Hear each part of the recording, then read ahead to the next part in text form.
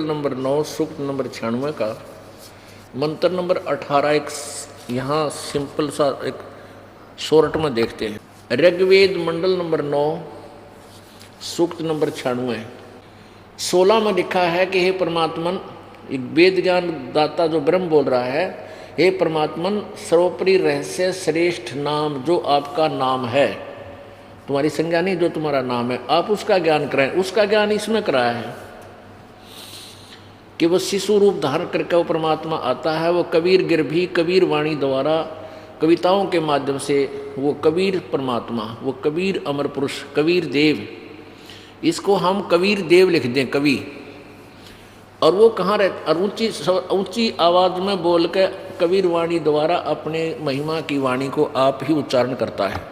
18वें श्लोक में ऋग्वेद मंडल नंबर 9 सूक्त 96 और मंत्र नंबर 18 96 के 18 में ये तृतीयम धाम महिष्य विराजमानु राजती, यहाँ इसका अर्थ किया इन्होंने, सोम स्वरूप परमात्मा पालन की इच्छा करता हुआ जो महान परमात्मा तृतीयम धाम देवान और पितरान इन दोनों से पृथक जो तीसरा मुक्ति धाम है उसमें विराजमान है, वहाँ रहता है। ये ऋग्वेद मंडल नंबर 9 सूक्त नंबर 96 के मंत्र 18 ने स्पष्ट किया। अब हम फिर आते हैं वापस 86 में, ऋग्वेद मंडल नंबर 9 सूक्त 36 मंत्र 26 में ये आपने सुन लिया कि वो परमात्मा वहाँ से चलकर आता, कहाँ से, इसमें स्पष्ट किया है कि वह जो परमात्मा धूलोक के तृतीय दिव्य से दिव्य होता है तेजों में, उस दिव्य धाम में के तीसरे पृष्ठ पर विराजमान है, तीसरे पृष्ठ पर विराजमान है। इसे सिद्ध हो गया कि वो परमात्मा एक स्थान पर रहता है और वहां से चलकर आता है गति करके।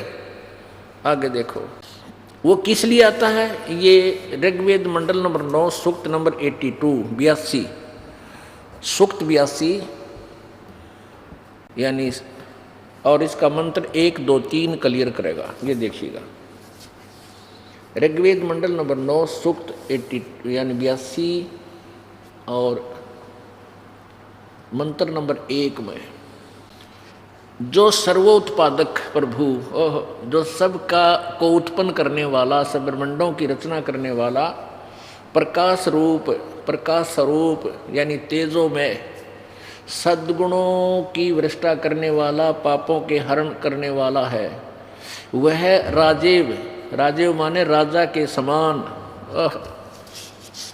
ये देखो राजा के समान दर्शनीय है, देखने योग्य है, साकार है। वेद डंडोरा पीट रहे हैं, परमात्मा मनुष्य जैसा है, राजा की तरह दर्शनीय है, देखने योग्य है। और वह पृथ्वी आदि लोकंतरों के चारों ओर शब्दमान हो रहा है। वह वर्णीय पुरुषों को यानी श्रेष्ठ भक्तों, जो श्रेष्ठ दृढ़ भक्त हैं, वह वर्णीय पुरुषों को जो दृढ़ भक्त हैं उसको पवित्र करता हुआ प्राप्त होता है। उनको मिलता है आकर के वो परमात्मा। और जिस प्रकार विद्युत स्नेह वाले स्थानों को आधार बनाकर प्राप्त होता है, जैसे इसका अर्थ है कि बिजली की तरह आकर। इसका क्या अर्थ है कि जैसे बिजली गुड कंडक्टर में ही प्रवेश होती है, अच्छे भक्त इसलिए कहा है कि वो परमात्मा उन्हीं में अपना ज्ञान प्रवेश कर सकता है जो गुड कंडक्टर हैं। इब लकड़ी के अंदर से बिजली नहीं आ सकती, पत्थर में भी नहीं आ सकती, ये तो लोहे, तांबा, पीतल, चांदी, सोना, इनके तारों से ही वो लाइट, वो इलेक्ट्रिसिटी आगे आ सकती है।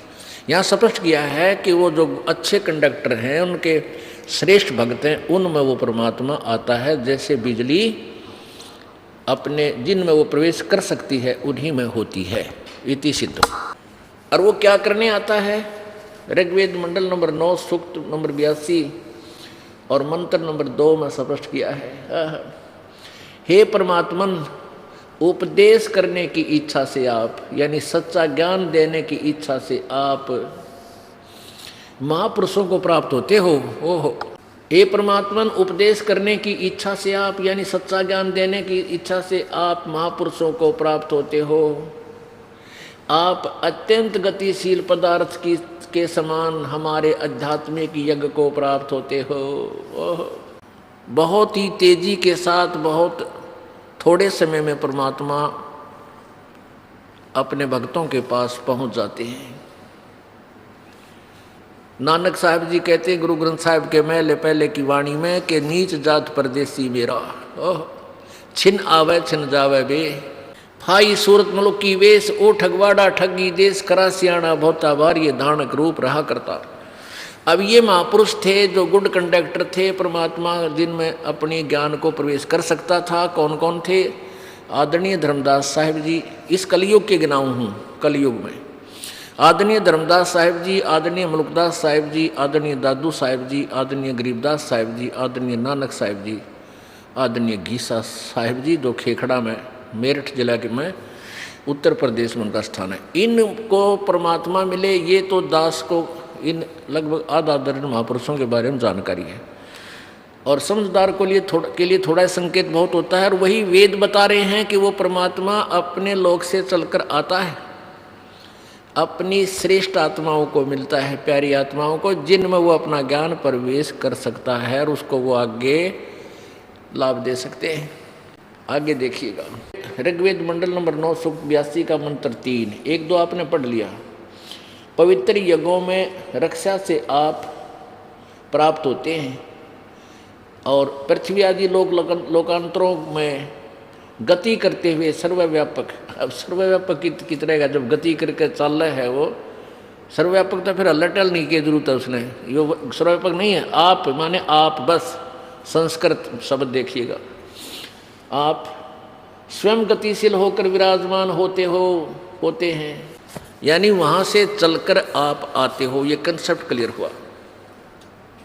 परमात्मा साकार है, शरीर है, मनुष्य जैसा है, राजा की तरह वो सबका कंट्रोलर और देखने योग्य है, साकार है। वो वहाँ सतलोक से चलकर आता है, कहीं एक विशेष स्थान पर प्रभु रहता है। तो महर्षि दयानंद जी के उसका के सारे एक कुएं का भांग पी रहे थे। किसी ने देख ले, सभी ने कहे विष्णु जी का उपासक है, और कहता भगवान किसा, वो तो निराकार है, वो तो कहने सुनते न्यारा है। और ये सीधा जो तो नारायकति डोल पीटता, कोई आधार नहीं था इसका। तो सारे सिद्धांत वेद ही इनके फेल कर रहा, जो नकली ऋषि थे, नकली गुरु थे, ये डुप्लीकेट माल था। अब इसलिए दास का प्रयत्न है कि ये आपको ये लाल परखने योग्य बनाऊं, ताकि आप ही लाल और लालड़ी की परख करके और स्वयं ही आप पे पटक दो ठा के उनको जिनको तुम लाल समझते थे। एक सेठ था, 2 भाई थे। वो सेठ, छोटे की मृत्यु होगी, छोटे के 2 लड़के थे। कुछ दिन के बाद उनकी माता ने कहा कि तुम्हारा पिता रहा नहीं बेटा, तुम अपने ताऊ जी से, ताऊ जी कहते हैं अपने हरियाणा में पिताजी के बड़े भाई को, एल्डर ब्रदर को, अपने ताऊ जी से पार्टनरशिप कर लो बेटा, तुम अकेले बिजनेस नहीं कर सकते। और मेरे पास पैसे नहीं हैं, तेरे पिताजी के समय के रखे हुए लाल हैं। वह गठड़ी पोटली बांध रही थी, माई 5, 10, 20 लाल ले रही थी। वो अपनी सोच में लाल लिए हुई थी। वो लालना की गठड़ी दे दी, ले बेटा तेरे ताऊ जी को दे दो। कहना कि पैसे नहीं है, लाल रख लो, और जब हमारे पास पैसे हो जाएंगे ये लाल हम छुड़वा लेंगे। अब वो दोनों बच्चे माता जी के आदेश अनुसार वहाँ पहुँच गए। अपने ताऊ जी से कहा कि ताऊ जी, मेरी माता जी ऐसे ऐसे कह रही है। तो उसका ताऊ जी बोला ठीक है बेटा, आप मेरे ही तो बच्चे हो, भाई के बच्चे को दूसरे थोड़े होते हैं, आप कर लो बिजनेस। और इन लालों की अभी आवश्यकता नहीं है। उसने खोल कर देख लिए सेठ ने, और उल्टी गिठड़ी बांध के वापस वह गांठ बांध के वापस दे दी। तेरी माँ ने कह दो बेटा चौकस रख लेगी इसको संभाल के, अभी मेरी उधार बहुत चलती है, उधार सामान ले आवांगे और वापस आवांगे ना जब, फिर उनको लेकर आप फिर ले आएंगे, यहाँ ले चलेंगे और जिसको देने हैं उसका दे देंगे। अब क्या किया कि उस सेठ जी उन दोनों बच्चों को, अपने भतीजों को ले गया, वहाँ लालों का आदान प्रदान कराया, लाल और लालड़ी की परख करा दी। अब उन बच्चों को बड़ा ध्यान से देखा, ये लंबी कहानी है, बाकी शॉर्ट में सुनाना चाहता है दास। उन बच्चों ने लाल और लालड़ी दोनों देख ली और अच्छे तरीके से देख ली। एक सेठ ने उन पर डांट भी मार दी कि तुम ये लालड़ी, ये नहीं लालड़ी, झूठ बोलते हो, लाल ऐसा होता है। तो उन बच्चों के वो लाल और लालड़ी की बहुत अच्छी तरह परख होगी। वापस आ गए अपने घर पे, बहुत सा सामान ले आए। तो उस ताऊ जी ने कहा कि बेटा जाओ तेरी माँ से वो लाल ले आओ, और उधार सुधार गणी होगी तो किसी के गिरुआ रख लेंगे, चलेंगे, जब ले चलेंगे उसको। वो दोनों बच्चे भागे गए अपनी माँ के पास और कहा माँ बोली बेटा आगे तुम आओ, भोजन पालो, रोटी खाओ। न बोले रोटी पाछे खावांगे हम, पहले वो लाल दे, ताऊ जी पे बहुत ज़्यादा कर्ज हो गया है और वो लाल दे कहाँ रखे हैं, ताऊ जी को दे कर आते हैं। तो उन बच्चों ने सोचा, माँ लाई ठा के ले बेटा, नो के नो रखे हैं। बच्चों ने सोचा भाई देखते ला खोल कर लाल है लालड़ी, क्यों परख करने जोगे हो चुके थे वो बच्चे पहले। अब वो स्वयं पारखू हो गए थे। जो ही उन दोनों भाइयों ने गिठड़ी खोल कर देखी तो वो तो लालड़ी थी, लाल नहीं थे। अपनी माँ से कहने लगे, माँ आप तो बिल्कुल भोली हो, आपको पता नहीं। माँ ये लाल नहीं, ये तो लालड़ी है, ये तो 200 रुपये की भी कोई ना, लाल तो 9 लाख का होता है। आजकल 9 करोड़ का कह लो, पहले 9 लाख बहुत गणे होते थे, 1 लाख ही बहुत होता था। उनको वही पटक कर दोनों बच्चे ताऊ जी के पास गए और कहने लगे, ताऊ जी मेरी माँ ना बोली वाली है, सीधी सादी, उसको पता को नहीं। पिताजी, ताऊ जी वो लाल को नहीं थे, मेरी माँ जो रखे हुए थे वो तो लालड़ी थी। वो ताऊ जी बोला, बेटा ये उस दिन भी लालड़ी थी जिस दिन तुम मेरे पास लेकर आए थे, और यदि मैं कह दूँ ना ये लालड़ी है, तेरी माँ 100 लाने दे, मेरे सिर पर धनी ना रहा। हमारे तो लाला ने भी लालड़ी बतावा है, देख ले किसा बुंडा आदमी है। बेटा मैंने इसीलिए तुम्हें इस योग्य बना दिया कि तुम आप परख करके आप पटक दो उठा के, ये लाल है कि लालड़ी। तो ये दास ये ज्ञान करना चाहता है कि आज तक के नकली लोगों ने, इन नकली ऋषियों महर्षियों ने आपको क्या ज्ञान दिया है, इनके अनुभव की पुस्तकें आपके पास उपलब्ध हैं। आप शिक्षित हैं, वेद अपने पास है जिनको हम सच्चे मानते थे। आज भी वही सिलेबस है और ये नकली टीचर पढ़ाया करते तब भी यही सिलेबस था। ये आउट ऑफ सिलेबस दंत कथा सुनाते थे। ये दास शास्त्र से बाहर एक शब्द भी नहीं बोलता, सिलेबस से बाहर एक अक्षर भी नहीं आपको बता रहा, और ये आप भी खूब देख सकते। अब ये तो वेदों ने प्रमाणित कर दिया कि परमात्मा ऐसे आते हैं। अब आपको एक प्रैक्टिकल सुनाता हूँ। सन 1518 में परमात्मा कबीर जी सतलोक चले गए थे, मगर स्थान से सह शरीर गए थे, लाखों कई हजारों की संख्या में वहाँ व्यक्ति देख रहे थे परमात्मा को जाते हुए। उसके बाद सन 1727 में गांव छुडानी, जिला झज्जर, हरियाणा में संत गरीबदास जी महाराज जब 10 वर्ष के थे, खेतों में अपनी गायों को चरा रहे थे, साथ में और भी कई गवाले थे। गरीबदास जी महाराज जी के वहाँ उनके पिताजी को के पास, यानी वो अपने नाना के रहते थे, और उनके पिताजी अपन वहाँ घर जमाई थे, और गरीबदास जी के कोई मामा नहीं था। कहने का भाव ये है कि वहाँ लगभग 1400 एकड़ ज़मीन थी गरीबदास साहिब जी के नाना जी के यहाँ, और वो सारी के वारिस गरीबदास जी ही हो गए थे। उनके वो भी अकलौते पुत्र थे अपने माता पिता के। तो अपनी गौओं को वहाँ चरा रहे थे, साथ में और किराए के पाली गवाले कुछ वैसे अपनी अपनी गायें लेकर के, अधिक क्षेत्र होने के कारण ज़्यादातर वो बगैर बीजे रहता था, घास फूस उसमें हो जाता था, तो पशुपालन अधिक करते थे। तो परमेश्वर कबीर देव वो धानक कबीर, वो दुल्हा कबीर, सर्वश्रेष्ठी रचनहार कबीर सतलोक से चलकर सन 1727 और संवत 1784 में, संवत 1784 में, सन 1727 में वहाँ आके सशरीर आए। वहाँ बच्चे बैठे खाना खा रहे थे, सब ग्वाले और गरीबदास जी। बड़े भी थे उसमें, 20, 30, 40 वर्ष के भी थे, 60, 50 वर्ष के भी थे, और सबसे छोटा बालक गरीबदास जी ही थे जो 10 वर्ष की आयु के पाली थे, ग्वाले थे, गाँव के गौवों के यानी चरवाहा थे। तो परमेश्वर ने आकर उनको राम राम कहा। स्वाभाविक है, सब कहने लगे आओ महाराज जी खाना खा लो। परमात्मा ने एक जिंदा महात्मा का रूप बना रखा था। मुसलमानों में जिंदा महात्मा होते हैं, बड़ी दाढ़ी, सिर पर एक टोप काला सा, ऐसे लंबे चोटे का ऊपर ने उठा हुआ ऐसे, और एक और कोट पहनते थे, घुटना तो तले ताई का एक कच्छा।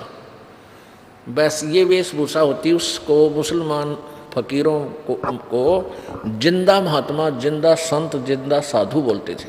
तो संत वो सब पाली कहने लगे आओ महाराज जी रोटी खाओ, खाना खाओ। परमेश्वर ने कहा भी खाना तो मैं भी खा कर आया हूँ, भूख नहीं है। कहाँ से आए हो, आपके गांव का क्या नाम है, वो कितनी दूर है। परमेश्वर ने कहा कि 16 शंख कोस पर मेरा गांव है, सतलोक नाम है मेरे गांव का। अब पहले इतना कन्वेंस था को नहीं, आपस में जानकारी थी नहीं, उन्होंने सोचा होगा ले 15-16 कोस पर कोई गांव सतलोक नाम होगा। तो पाली कहने लगे पहले अतिथि सत्कार बहुत होता था, और फिर साधु महात्मा आ जा तो उसकी कदर भी ज़्यादा ही करते थे। उन्होंने कहा महाराज जी रोटी नहीं खाओगे तो दूध तो पीना ही पड़ेगा, नहीं तो हम नाराज हो जाएंगे, हमने पाप लगेगा। परमात्मा बोले भाई दूध पियाओ तो पिला दो, मैं कंवारी गाय का दूध पिया करूं। वो पाड़ी बोले, ग्वाले कहने लगे महाराज जी तेरी दूध पीने की नीत को ना, तो मजाक करे हमारे साथ। इतनी वार्ता हो ही रही थी, गरीबदास जी उठे, 10 वर्षीय बालक, एक अपनी छोटी सी गाय बच्ची जो दूध पीना छोड़ चुकी थी, 1 वर्ष की, 1.5 वर्ष की थी, नए दूध नहीं हुई थी, वह दनाई नहीं थी, अधन्या थी, बिना दनाई यानी कति कंवारी। ऋग्वेद मंडल नंबर 9 और सूक्त नंबर 1 मंत्र नंबर 9 में यही प्रमाण है कि वो परमात्मा जब शिशु रूप धारण करता है तो उस समय भी वो एक बिना दनाई गायों के द्वारा उसकी परवरिश होती है। और परमात्मा जब भी यहाँ आते हैं, अब कुंवारी गाय का दूध पीने का तात्पर्य क्या था कि परमात्मा ने सतलोक से अपना आहार यहाँ मंगाया था, इस कंगाल लोक का नहीं आहार किया था, और वो सीधा पवित्र पशु गाय में आ गया। और वहाँ उसने तो गरीबदास जी छोटे सी बच्चिया को ले आए, कुंवारी गाय को और लाकर वहाँ खड़ी कर दी। कहने लगे महाराज जी इसका बच्चा तो है नहीं। गरीबदास जी बोले दूध कैसे देगी? परमात्मा बोले भाई ये जो तुम्हारा पात्र है ना, एक जो पानी पीने का एक नारा रखा करते, मिट्टी का पात्र, कई ये लस्सी ले जाते थे, उस तो भी एक छोटा सा होता था जिसमें 8-10 किलो 5-7 किलो दोनों जल आ जाता था। कहने लगे इसने साफ कर लो। ने बोला जी ये पानी वाला साफ है, उठाकर नीचे, कहना इसके नीचे रखो, गाय के लेवटी के नीचे। उसने थनों के नीचे गरीबदास जी ने पकड़ दिया। कबीर परमेश्वर ने उस बच्ची के गाय की बच्चिया के कमर पे हाथ मार दिया, आशीर्वाद टाइप थपकी मारी, लंबे लंबे सतन हो गए और दूध अपने आप दार बन गई। और वो पात्र भरते ही अपने आप दूध बंद हो गया। अब गरीबदास जी लेकर उस पात्र को उस छोटे से मटके ने, बरोले ने, हमारा कहीं बरोला का आकर इसमें रोहतक जिले में बरोला छोटा सा पात्र होता तो 5-4-8 किलो 5-7 किलो का होता। तो उस पात्र को लेकर के, मटके को, घड़े को लेकर के गरीब कबीर साहब के पास आए, ले बाबा जी दूध पी ले। परमात्मा ने आधा दूध पिया, आधा दूध पी कर कहा ले बालको तुम भी पी लो, ग्वालो ये अमर प्रसाद है, वह दूसरे पाड़ी जो कहने लगे हम ना पीवा, यो पाप का दूध बिना ब्याई गां का काट दिया करा के जादू जंत्र कराया तो हम ना पीवा, उठ कर चले गए। गरीबदास जी बालक थे, उन्होंने पी लिया। अब आपने सुना है ना, काग वाला का असर ना हो, कोई लाले बच्चा का असर होया करे। तो गरीबदास जी से परमात्मा ने ज्ञान चर्चा की, काफ़ी चर्चा हुई। फिर गरीबदास जी ने कहा प्रभु आपका वो लोक दिखा दो जहाँ से हम आए थे, और सृष्टि रचना सुनाई। एक बार देख लूँ ना, फिर मैं नहीं मान्या करता किसी की। परमात्मा तो आए उसी उद्देश्य से थे। गरीबदास जी की उस आत्मा, प्यारी आत्मा को शरीर से निकाल लिया, ऊपर सारे ब्रह्मांड दिखाए, ब्रह्मा विष्णु महेश का लोक दिखाया, धर्मराज का लोक दिखाया, नरक और स्वर्ग दिखाया, इंद्र का लोक दिखाया। जहाँ ये काल रहता है साकार रूप में, ये कहता मैं अपनी योग माया से छुपा रहता हूँ। गीता जी अध्याय नंबर 7 के श्लोक नंबर 24 और 25 में स्पष्ट कहता है कि मैं सबके सामने कभी नहीं आता, अपनी योग माया से गुप्त रहता हूँ। तो परमेश्वर के सामने इसकी सारी माया फेल हो जाती है। सब कुछ दिखाया, ऊपर सतलोक में लेकर गए जहाँ परमेश्वर कबीर जी रहते हैं, वो पूर्ण ब्रह्म रहते हैं तीसरे मुक्ति धाम में, सतलोक में। तो वहाँ क्या है कि परमात्मा का एक अन्य रूप है। गीता ऋग्वेद यजुर्वेद अध्याय नंबर 5 के श्लोक नंबर 1 में 2 बार परमात्मा को साकार सिद्ध किया है। अग्ने तनुरसी विष्णवे तवा सोमस्य तनुरसी। अग्नि माने परमेश्वर सह शरीर है, और उस परमेश्वर का सबकी पालन पोषण करने के लिए, सबका धारण पोषण करने के लिए गीता जी अध्याय नंबर 15 के श्लोक नंबर 16-17 में 2-3 परमात्मा प्रगट स्पष्ट हैं, क्षर पुरुष, अक्षर पुरुष, और तीसरा उत्तम पुरुषत्व अन्य है। और परमात्मा इति उदाहरते ये लोक तरन में आविश्य विभर्ति अवैश्वर है, जो तीनों लोकों में प्रवेश करके यानी वहाँ से चलकर आकर सबका धारण पोषण करता है। हमारा आत्मा का धारण पोषण इस भक्ति से होता है। शरीर का पोषण आहार से होता है, जो रोटी दूध सेब संतरे खाते हैं इससे, और आत्मा का पोषण इस भक्ति से होता है। तो हम सबका धारण पोषण करने के लिए वो परमात्मा यहाँ आता अतिथि रूप में। अतिथि का अर्थ होता है जिसके आने की तिथि यानी डेट पूर्व निर्धारित ना हो, अतिथि अचानक आ जाए। तो यजुर्वेद अध्याय नंबर 5 के श्लोक नंबर मंत्र नंबर 1 में 2 बार यही वर्णन दिया है। अग्ने तनुरसी, परमात्मा सह शरीर है। विष्णवे तवा सोमस्य तनुरसी, विष्णवे माने सबके पालन पोषण के लिए, तवा माने उस, सोमस्य माने अमर पुरुष का, तनु माने शरीर, असी माने है। वो अतिथि रूप में आता है, और वो अतिथि रूप में आया हुआ परमात्मा कबीर ही पूजा के योग्य है, उसी की पूजा करनी चाहिए, ऐसा उसमें लिखा। तो परमात्मा का 2 शरीर है, ऊपर शरीर अलग है, वहाँ से अन्य अलका रूप तेज पुंज का रूप धारण करके यहाँ आता है।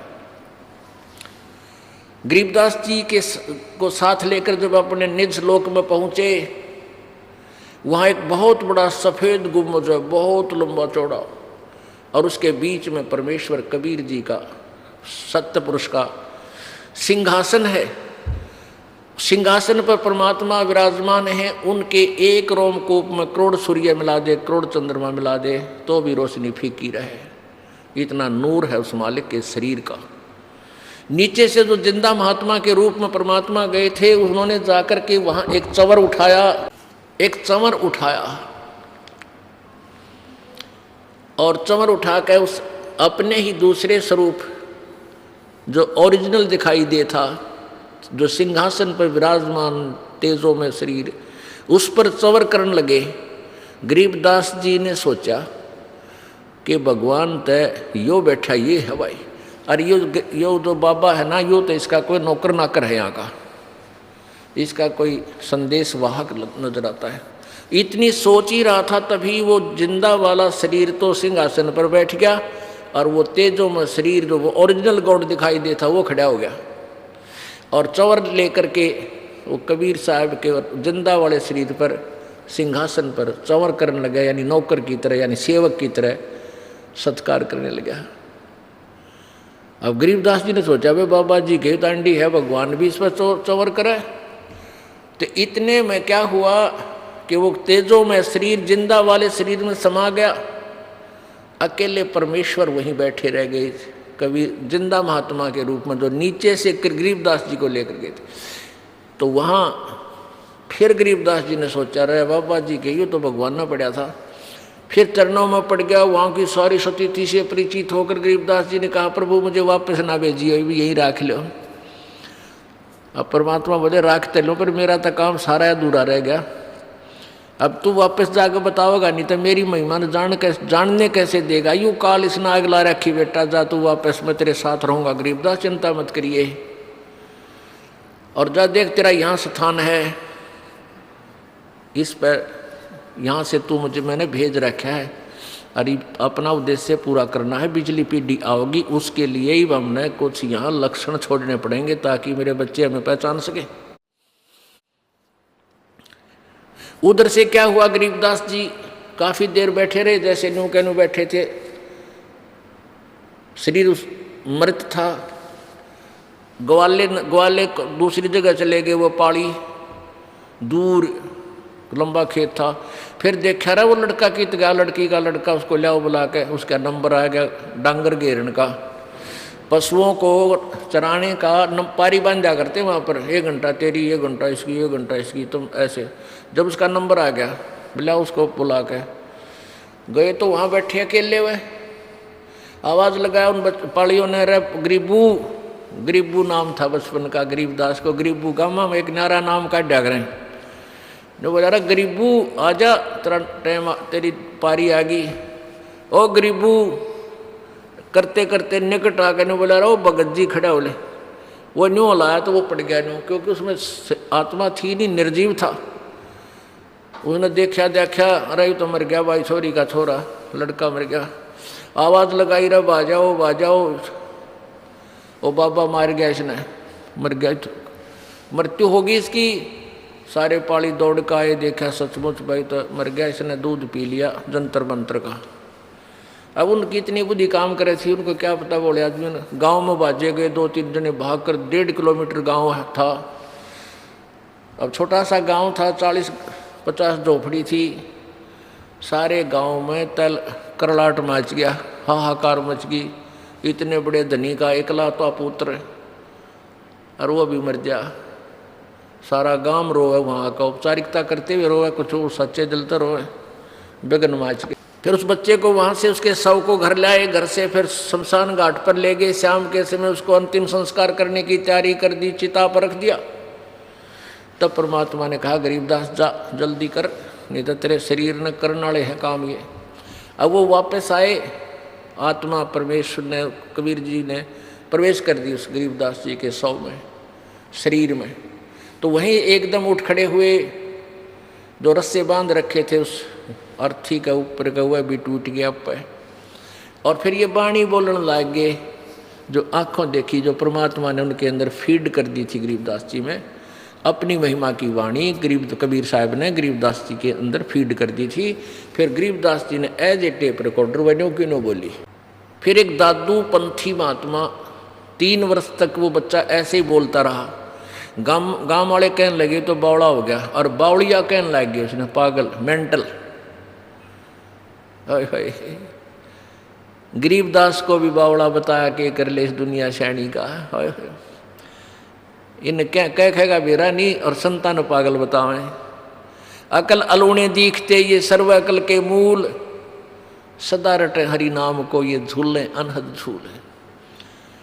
एक दादू पंथी गोपाल दास नाम का एक भक्त आया, वो संतों की वाणी से परिचित था, संत बना हुआ था, घर छोड़ के, बाल बच्चेदार था, 4थे आश्रम में, 60 साल से ऊपर उम्र थी उसकी। तो उसने उस गोपाल दास आकर के छुडानी गांव में एक भगत के यहाँ रुकता था, उसका श्रद्धालु था। तो उसने उस गोपाल दास के सामने प्रार्थना की कि महाराज जी, हमारे एक किसान जमींदार का लड़का, हमारी छोरी का छोरा गराय में है, और उसको एक संत ने कुंवारी गाय का दूध प्या दिया निकाल के, और संत की विद्या ने संत ही डाइल्यूट कर सकता है, डिलीट कर सकता है, तो आप दया करो। गोपाल दास भी भूत काटन के जड़े जुड़े जाने था, उसने क्या क्या बुला के तो गरीबदास जी को ले आए। 10-13 वर्ष के बालक थे, 3 वर्ष बाद की बात है। और उनके नाना जी, पिताजी और भी कई बुजुर्ग आ गए। तो गोपाल दास जी ने पूछा कि बेटा तुझे कौन मिला था, कौन था जिसने तेरा नाश श्री ऐसे बालक को बर्बाद कर दिया। गरीबदास जी बोले महाराज जी बर्बाद नहीं, मुझे तो आबाद कर दिया। अलल पंख अनुरागे है सुन मंडल रे थीरी, दास गरीब उधारिया सतगुरु मिले कबीर। अलल पंख अनुराग है और सुन मंडल रे थीर, वहाँ सतलोक में रहता है वो सथाई रूप में, थीर माने सथाई। और गरीबदास का उद्धार कर दिया, मैंने सतगुरु मिले कबीर। हम सुल्तानी नानक तारे दादू को उपदेश दिया, जात दुलाहा भेद न पाया वो काशी मैं कबीर हुआ।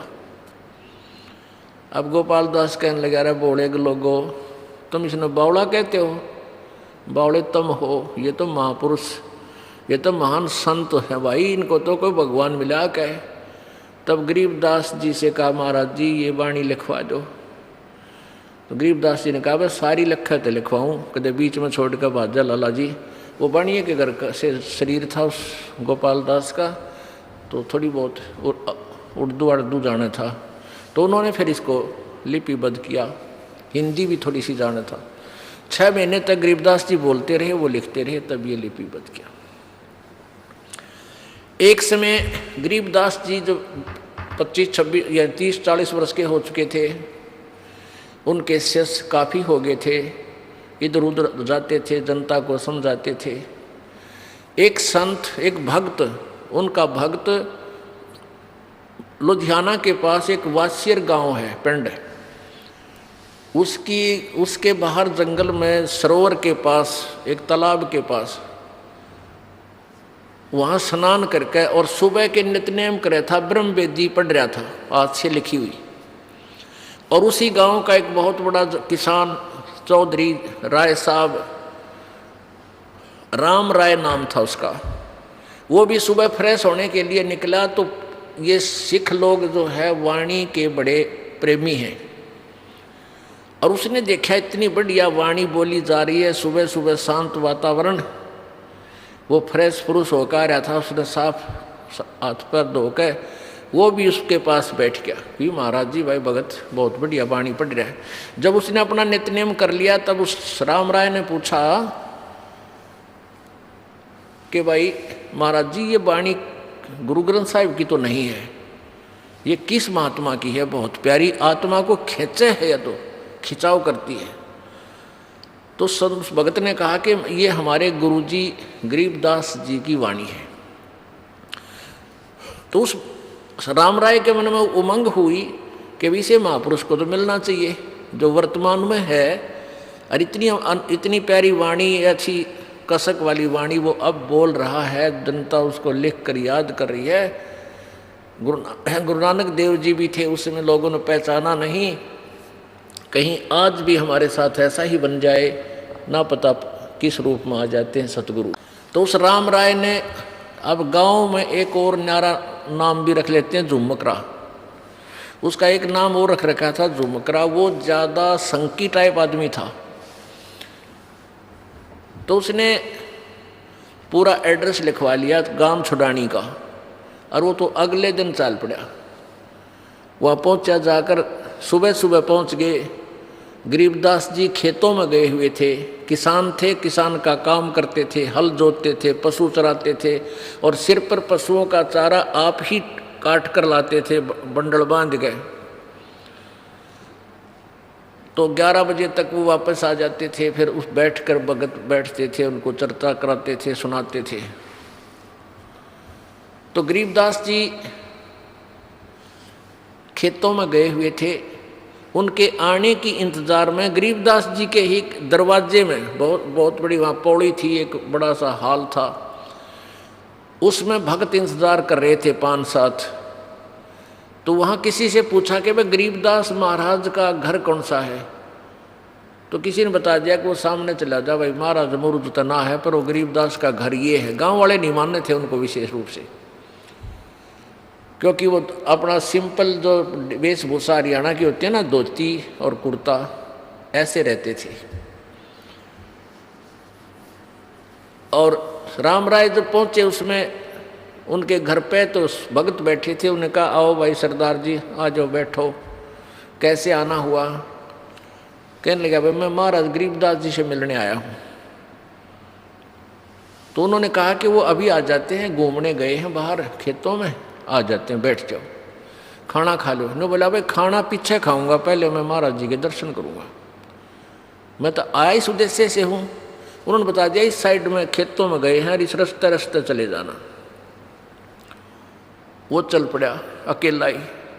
उधर से गरीबदास जी आ रहे थे, धोती कुर्ता, जो यहाँ की आम किसान की ड्रेस होती है, और सिर पे पशुओं के लिए थोड़ा सा चारा रखे आ रहे थे, ज्वार काट के, ज्वार। अब उस राम राय जी ने पूछा उस को, एक जनसाधारण जानकर के, भाई चौधरी साहब मैंने महाराज गरीबदास जी से मिलना है, और बताया वो इधर घूमने आए हैं, आपने देखा कहीं आसपास हो?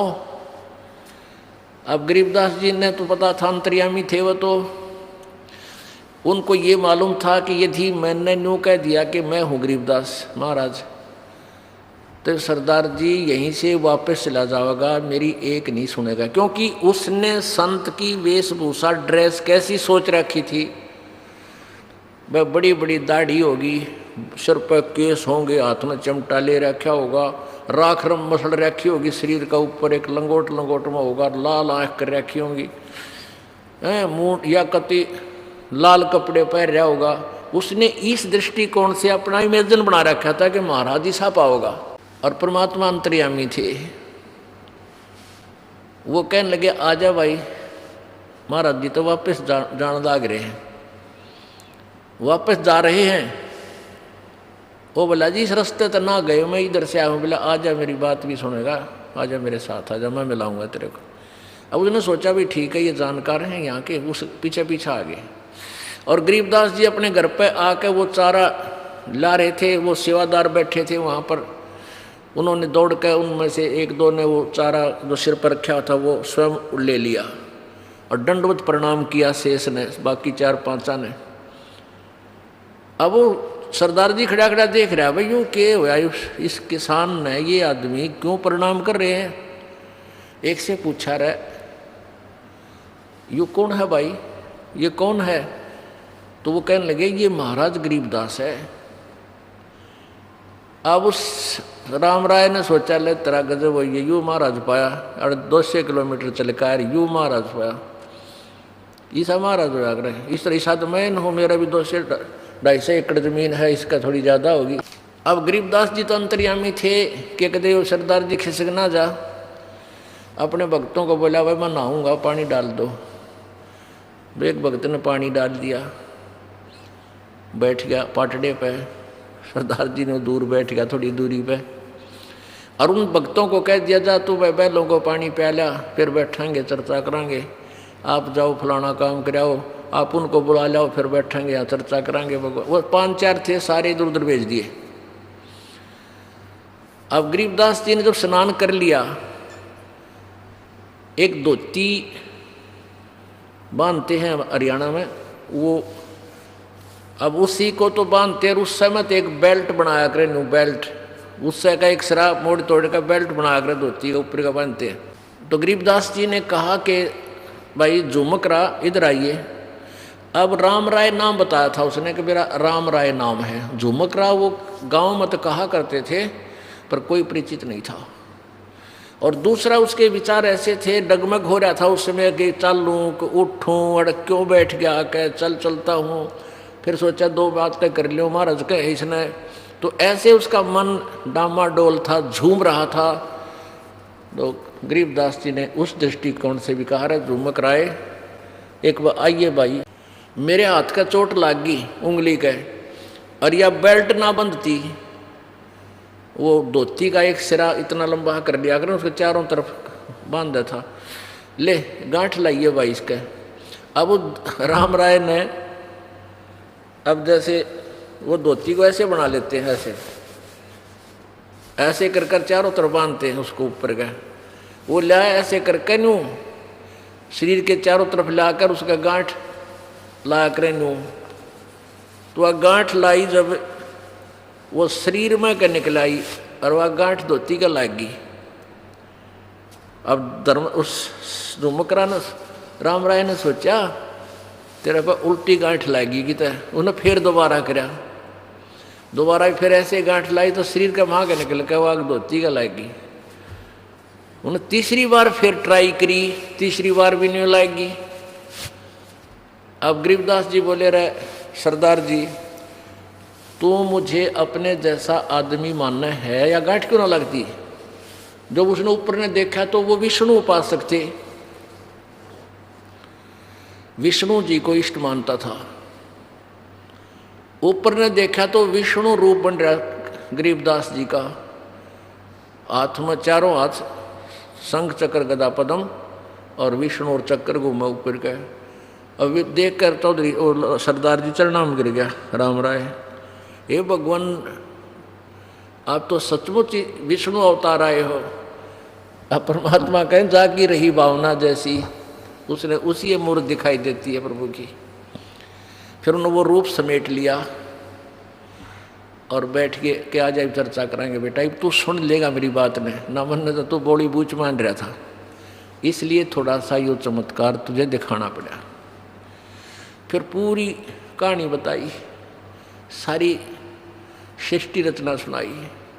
तब राम राय ने कहा हे भगवान, उस झुमकरा ने कहा कि प्रभु ये ज्ञान तो आज तक हमारे को किसी ने बताया है कोई नहीं, ओए होए ऐसा निर्मल ज्ञान। तब गरीबदास जी ने कहा कि भाई तत्व भेद कोई ना कहे रे झुमकरा, ये पैसे ऊपर ना सुनो रे झुमकरा। तत्व भेद किसी के पास नहीं है, ये तो जनता ने इकट्ठी करके पैसे इकट्ठे करते हैं प्रभुता के भूखे।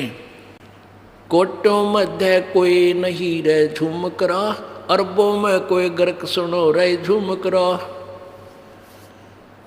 करोड़ संतों में कोई भी इस तत्व भेद को बताने वाला नहीं, इतने अरब संतों में, अरब मार्गदर्शकों में एक मिलेगा गर्क। गर्क मीन कंप्लीट, जिसके पास ज्ञान भी है समाधान भी है। यानी इस कबीर साहब के ज्ञान को सुनकर आम आदमी यानी ज्ञानी बन सकता है। अब तो नहीं बन पाओगा क्योंकि हम ऐसा कंडम कर देंगे, को पनप ही नहीं सकता।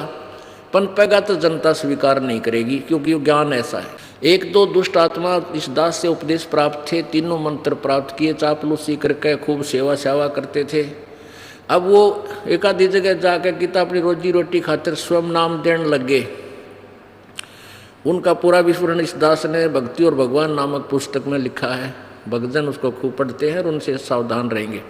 अब जैसे एक अपॉइंटमेंट लेटर होता है बच्चे का, उसमें 4 लाइन होती हैं, you are hereby appointed for the post of such and such, your salary will be such and such. और नीचे दस्तखत कर देता है एक चेयरमैन या अधिकारी जो उसका अधिकारी होता है। कॉम्पिटेंट जो होता है वो साइन करता है उन 4 पंक्तियों पर, और उस बच्चे को सरकार सारी सुविधा देती है, तनख्वाह भी देती है, उसको पेंशन भी देती है, उसको भत्ता भी देती है। और वही 4 लाइन लिख के कोई मेरे कैसा अपने दस्तखत कर दे और बांट दे अपॉइंटमेंट, वो व्यर्थ है, उसको कोई लाभ नहीं होगा। लाइन वही है, स्टेटमेंट वही है, लेकिन यूज कति नहीं। ऐसे ही इस दास से उपदेश लेकर ही कोई लाभ प्राप्त कर सकता है, वो नकलियों का डुप्लीकेटों से नहीं। जैसे कोई डुप्लीकेट पासपोर्ट बनाता है तो वहाँ जाकर पकड़ा जाएगा, दोनों पटेंगे, बनानियाँ भी और बनवानियाँ भी। तो इसलिए हमने सावधान रहना पड़ेगा कि हम इसे नकली स्वार्थियों से भी बचें। तो क्या बताते हैं गीता जी अध्याय नंबर 7 के श्लोक नंबर 12 से लेकर 17-18 तक तीनों गुणों रजगुण ब्रह्मा सतगुण विष्णु तमगुण शिव जी की स्थिति और अपनी स्थिति यानी ब्रह्म की स्थिति क्लियर की कि मेरी ब्रह्मा विष्णु महेश की साधना भी कंप्लीट नहीं है और मेरी साधना भी घटिया है, और उस वासुदेव की साधना ही सत्य है। उसी के विषय में कोई जानकारी देने वाला संत तो बड़ी मुश्किल से मिलेगा। बहुनाम जन्म, गीता जी अध्याय नंबर 7 के श्लोक नंबर 19 में, बहुनाम जन्मानाम अन्ते ज्ञानवान माम प्रपते, और वासुदेव सर्वमिति सहमात्मा सुदुर्लभ है कि बहुत जन्मों के जन्म के किसी अंत के जन्म में कोई एक आदि ज्ञानी आत्मा ब्रह्म तक की साधना, मुझ तक की साधना करती है, ना तो नीचे के देवी देवता भैरव भूत बरली भीतरली गुड़गा माड़ी बेरी आड़ी और एक साड़या या कौन सी है उसकी, इन्हीं की पूजा में उलझे पुलझे रहते हैं, या फिर घना पहुँच जा देवताओं के ब्रह्मा विष्णु महेश तक पहुँचते हैं और कहते एक आधा बहुत किसी अंत के जन्म में ब्रह्म साधना करता है। और वासुदेव सर्वमिति सहमात्मा सुदुर्लभ है, ये बताने वाला कि वो वासुदेव ही पूजा के योग्य है, वो पापनाशक है, पूर्ण मोक्षदायक है, सर्व सृष्टि रचनहार है, वही उसी की पूजा करनी चाहिए, ये बताने वाला संत तब बड़ी मुश्किल से मिलेगा। कोटों मध्य कोई नहीं रह झुमकरा, अरबों में कोई गर्क सुनो राई झुमकरा। अब उन सरदार जी को, राम राय जी को से जो वार्ता हुई प्रभु की वो आपको सुनाते हैं। अब इन सभी चक्रों का, कमलों के विषय में जानकारी देते हुए गरीबदास जी प्रारंभ करते हैं। नाभि कमल में बैठिए राई झूमकरा, चल बंक नाल के नाल सुनो घाट सुनो राई झूमकरा।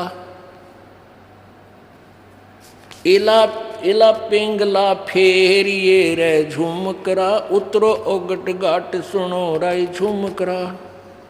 सुषमणा सुरत लगाइए रे झुमकरा, खोलो बजर कपाट सुनो राई झुमकरा। अनभय मालन उतरी रे झुमकरा, फूलन सेज बिछाई सुनो राई झुमकरा।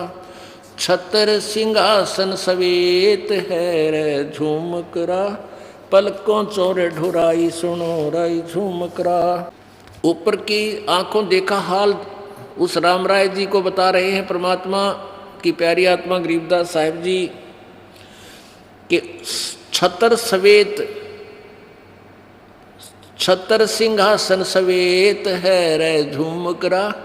उस परमात्मा का सतलोक में छतर और सिंहासन वो पूरा सफेद है, दोनों का एक में वर्णन किया है।